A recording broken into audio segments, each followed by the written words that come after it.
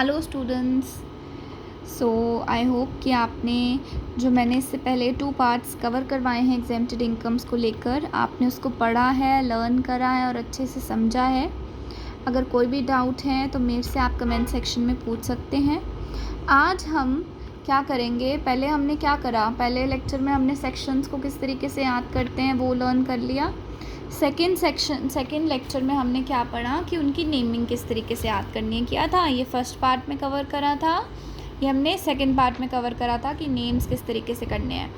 आज हम क्या करेंगे कि अब आपने इसको एक्सप्लेन कैसे करना है। ठीक है, जब भी आप कोई क्वेश्चन लिख रहे होते हो तो आपको मैंने सबसे पहले क्या बताया, जो आपसे क्वेश्चन पूछा गया उसको एक्सप्लेन कीजिए। कैसे करेंगे?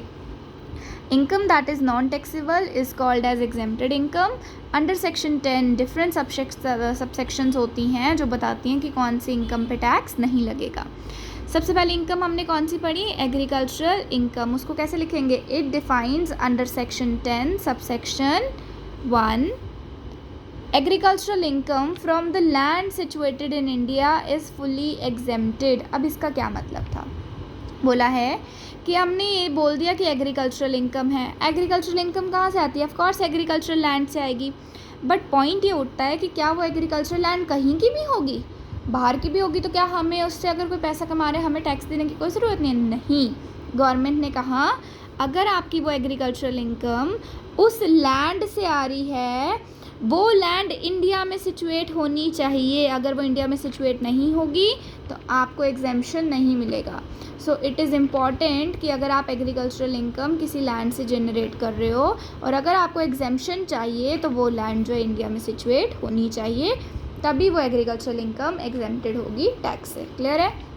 It defines under section 10 subsection 1 agricultural income from the land situated in India is fully exempted. Clear है? सेकेंड हमने क्या पढ़ा? Share of income from the firm. वो पैसा जो फर्म से मिल रहा है, it comes under section 10 subsection 2A। इस केस में क्या होता है? Person being a partner of a firm received any share of profit from partnership firm. क्या बोला है कि अगर आपने किसी कंपनी के साथ पार्टनरशिप करी है और अगर आप एक पार्टनर हो, ठीक है, तो आप पार्टनर हैं तो इतनी रेशो में जितना उनकी पार्टनरशिप होगी उतने रेशो में उनको प्रॉफिट भी मिलेगा, उतने रेशो में उन्हें इनकम भी वो जनरेट करेंगे, है ना। तो अगर वो पर्सन उस फर्म का पार्टनर है, ठीक है, और कोई भी प्रॉफिट का शेयर वो रिसीव करता है उस पार्टनरशिप फर्म के साथ, तो वो शेयर ऑफ प्रॉफिट क्या होगा? फुल्ली एग्जेम्प्टेड होगा। अगर आप किसी कंपनी या किसी फर्म के क्या हो, पार्टनर हो, और आप कोई भी प्रॉफिट रिसीव करते हो तो वो प्रॉफिट टोटली एग्जेम्प्टेड होता है। क्लियर है? इसके बाद perquisites and allowances paid by the government to its employees serving outside India। ये कौन सी सेक्शन में हुआ है? It defines under section 10 subsection 7 all the perquisites and allowances paid by the government to its employees for the services rendered outside India are exempted from the tax। अब यहाँ पे क्या बोला गया? यहाँ पे बोला गया कि जो भी perquisites और allowances गवर्नमेंट एम्प्लॉयज़ को देती है, कौन से एम्प्लॉयज़ को? जो इंडिया से बाहर काम कर रहे हैं, वो एग्जेम्प्टेड होंगे टैक्स से। ये एग्जेम्पशन सिर्फ उन्हीं एम्प्लॉयज़ को अलाउड है जो गवर्नमेंट एम्प्लॉयज़ हैं और साथ ही साथ इंडिया के सिटीजन्स भी होने चाहिए।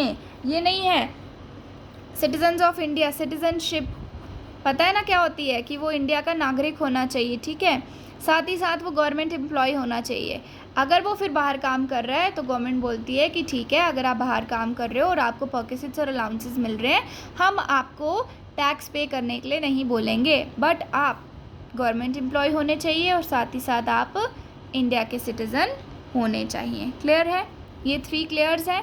इसके बाद हमारा नेक्स्ट कौन सा था? ग्रेचुइटी का था। ठीक है, ग्रेचुइटी क्या होती है? ग्रेचुइटी अब होती है, gratuity is the law by the government of India that says that if you have spent 5 years working for a particular company, you get a certain amount as a goodwill amount. So that amount is 15 days of your basic pay into the number of years you have served. Now some companies add the gratuity amount into your pay package, which is wrong because lot of people don't serve till 5 years. Most people leave a job after 1 or 2 years, and gratuity is applicable only after when you finish 5 years.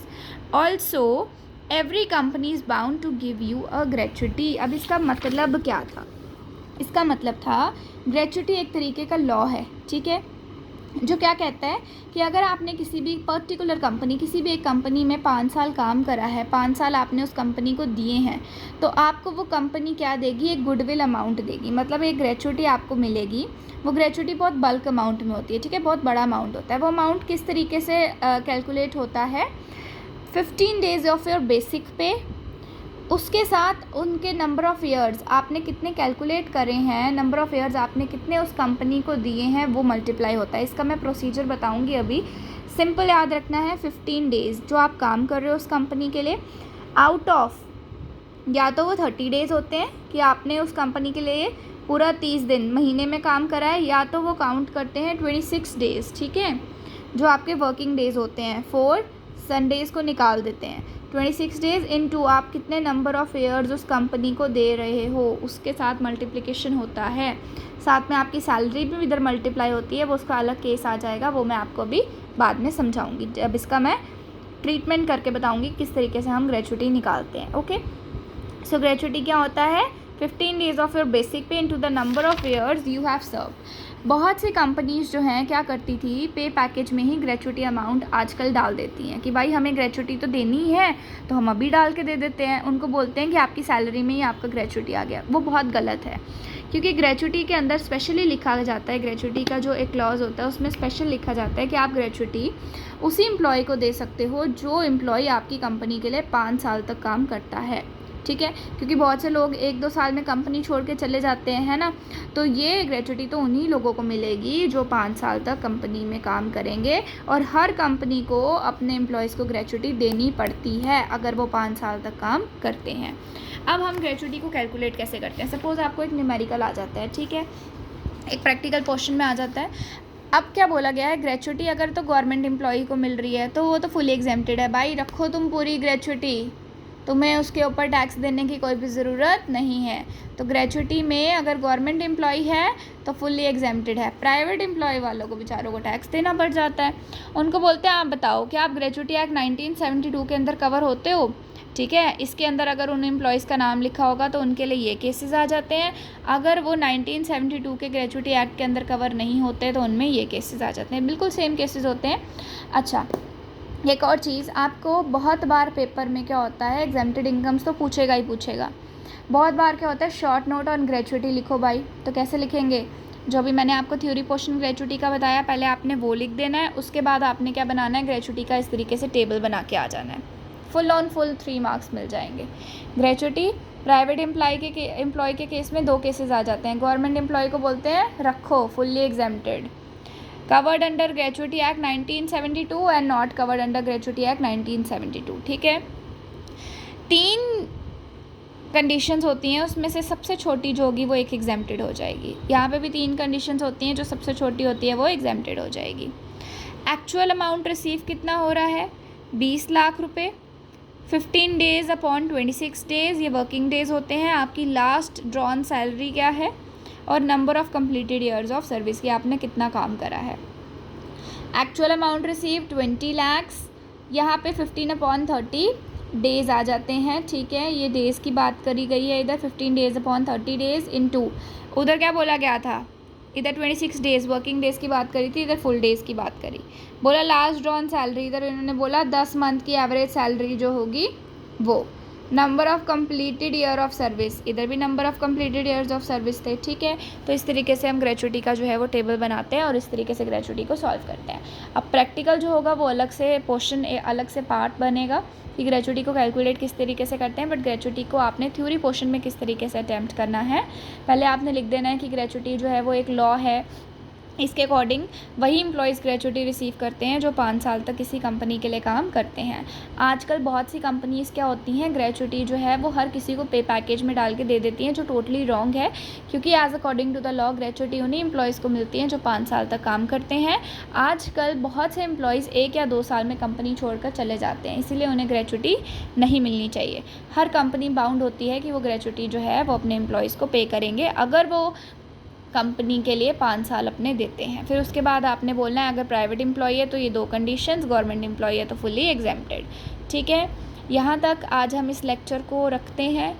यहाँ तक आप अच्छे से समझ लीजिए ताकि अच्छे से दिमाग में पड़ जाए, और इसके बाद हम नेक्स्ट पॉइंट्स को जो है वो एक्सप्लेन करेंगे और समझेंगे।